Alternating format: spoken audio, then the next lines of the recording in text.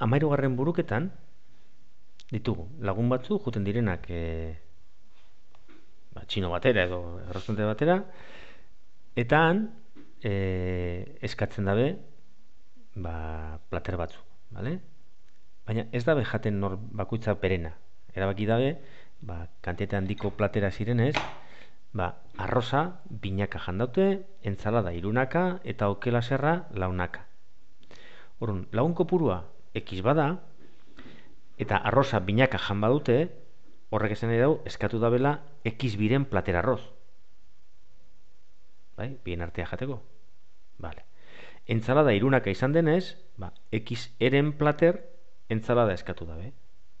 Eta okela serra launaka bada, X laurden plater okela serra eskatu dabe. Bai? Hemen dago gakoa, hau ulertzen baduzue, egin da dago. Bai?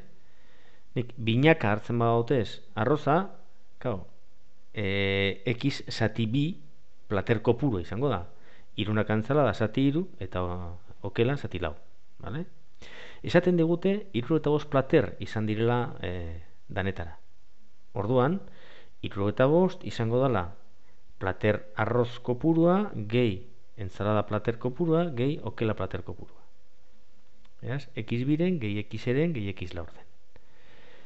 Zatikiak agertzen direnean ekuazio batean, gogoratu egiten dugula dela izendatzailean MKT kalkulatu, kasu honetan 2, 3 eta lauren MKT dela 12, eta bidertzen dugu ekuazio osoa bider 12.